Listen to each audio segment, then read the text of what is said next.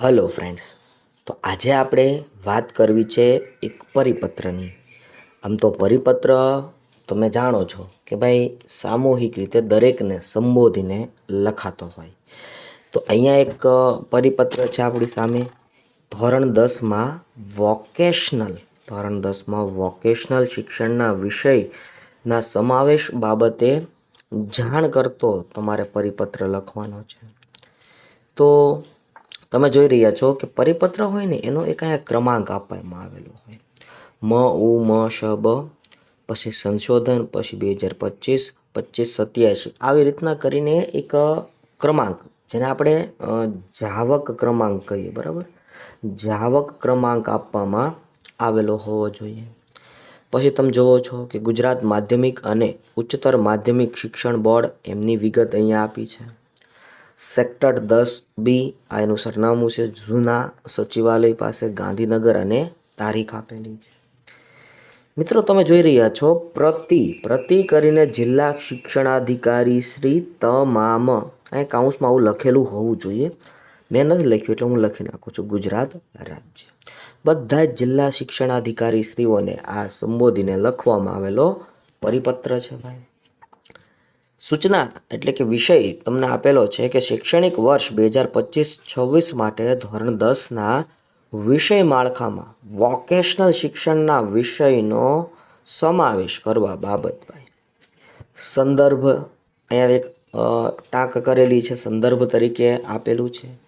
અત્રેનો એટલે કે એ જ કચેરીનો 16/6/2025નો પત્ર ક્રમાંક, જેનો પણ અહીંયા તમને જાવક નંબર આપેલો છે.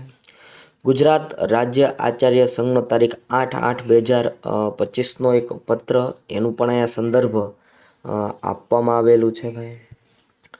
ઉપયુક્ત વિષય અને સંદર્ભ અન્વયે જણાવવાનું કે શિક્ષણ વિષયના તારીખ 23/10/2025ના પત્ર ક્રમાંક ઈડી અધર ઈ ફાઇલ 03/2024 4095 CHH એટલે કે આ એક પરિપત્રનો ક્રમાંક આપેલો છે, બરાબર.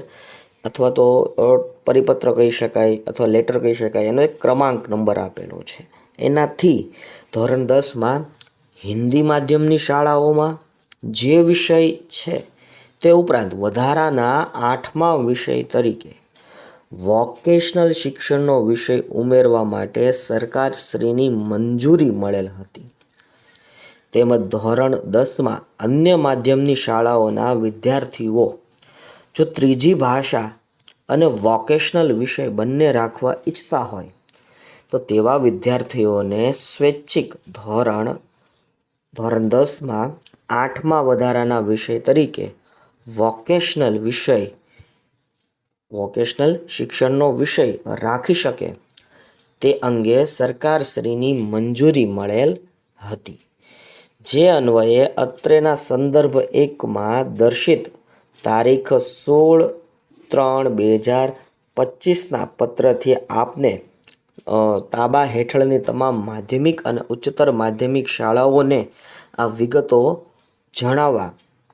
જાણ કરવા તથા અમલ સારું મોકલી આપવા માટે જણાવવામાં આવેલું છે.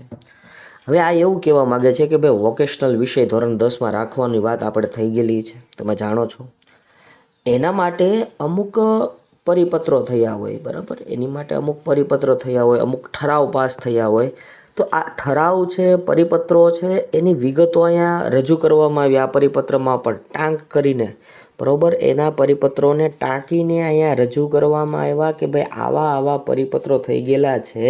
હવે એના આધારે તમારે 8મો વિષય વોકેશનલ વિષય તરીકે આપવાનો છે એવું જણાવવામાં આવ્યું છે, બરાબર. એ પરિપત્ર એવો થયો છે, બરાબર. તો એની અહીંયા શું કહેવાય રજૂઆત કરવામાં આવી છે, ટાંકણી કરવામાં આવી છે, જેથી કરીને DEO ડિસ્ટ્રિક્ટ એજ્યુકેશન ઓફિસરને ખ્યાલ આવે કે ભાઈ કઈ રીતના આગળના કામની રજૂઆત મારે આચાર્યશ્રીઓને કરવી.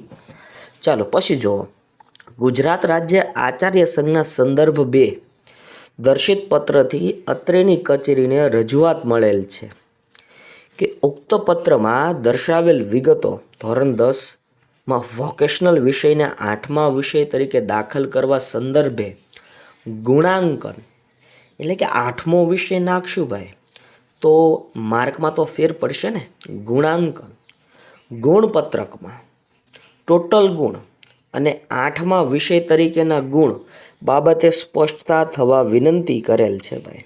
બરાબર, આ બધા અંગે વિનંતી કરી દીધી કે ભાઈ સ્પષ્ટતા કરી દેવાની કે ભાઈ ગુણાંકન કઈ રીતના કરવું, ગુણપત્રક બને તો ગુણપત્રકમાં કઈ રીતના ગુણ રજૂ કરવા. બરાબર, ત્યારબાદ જો કોઈ પ્રેક્ટિકલ વિષય આવવાનો છે વોકેશનલ વિષયોમાં, વોકેશનલ શિક્ષણમાં, તો એ પ્રેક્ટિકલના ગુણ કેમ ગણવા, થિયરીના ગુણ કેમ ગણવા. બરાબર, અને સાથે સાથે જે ઇન્ટરનલ માર્ક હોય એ કેમ ગણવા, એ બધા વિષયનો કોઈ પ્રશ્ન પૂછ્યો હોય આચાર્ય સંઘમાંથી તો એનો જવાબ આપવા માટે આ બીજો પેરેગ્રાફ આપ્યો છે ભાઈ કે 8મા વિષય તરીકે દાખલ કરવા સંદર્ભે ગુણાંકન ગુણપત્રકમાં ટોટલ ગુણ અને 8મા વિષય તરીકેના ગુણ બાબતે સ્પષ્ટતા થવા વિનંતી કરેલ છે. જે અન્વયે જણાવવાનું કે જે વિદ્યાર્થીઓએ ધોરણ 10માં 8મા વધારાના વિષય તરીકે વોકેશનલ વિષય રાખેલ હોય તે વિદ્યાર્થીને ધોરણ 10ની પરીક્ષામાં ઉત્તીર્ણ થવા માટે તમામ 8 વિષયોમાં ઉત્તીર્ણ થવાનું રહેશે. જો કીધું ને ભાઈ કે જેણે વોકેશનલ વિષય રાખ્યો એને 8 વિષય થઈ ગયા અને 8માં પાસ થવાનું આવી સૂચના આપી. વોકેશનલ વિષયની હાલની જોગવાઈ મુજબ થિયરીના 30 ગુણમાંથી 10 ગુણ મેળવવા પડે, પ્રેક્ટિકલના 50 ગુણમાંથી 17 ગુણ મેળવવા પડે અને આંતરિક મૂલ્યાંકન, બરાબર, આંતરિક મૂલ્યાંકનના 20 ગુણમાંથી 6 ગુણ મેળવવાના રહેશે. આ એણે સ્પષ્ટતા કરી દીધી ભાઈ કે ભાઈ 100 માર્કનું ગુણ હોય તો એમાંથી 33 મેળવવાના, પણ એ 100 માર્કના ગુણમાં 30 ગુણ તમારા થિયરી વિષયના છે તો 30 ગુણ થિયરીના હોય તો એમાં 10 ગુણ મેળવવા, પ્રેક્ટિકલના 50 ગુણ હોય તો એમાં 17 મેળવવાના અને આંતરિક મૂલ્યાંકન 20 ગુણનું હોય તો એમાં 6 ગુણ મેળવવાના રહેશે. આમ કુલ 100 ગુણમાંથી 33 ગુણ, બરાબર, મેળવનાર વિદ્યાર્થી ઉત્તીર્ણ થવા માટે લાયક છે, ઉત્તીર્ણ થાય છે, મેળવવાના રહેશે. હવે જે વિદ્યાર્થીએ 8મો વધારાનો વિષય તરીકે વોકેશનલ વિષય રાખેલ હોય તેના ગુણપત્રકમાં કુલ 8 વિષયોના ગુણ ગ્રેડ દર્શાવવામાં આવશે.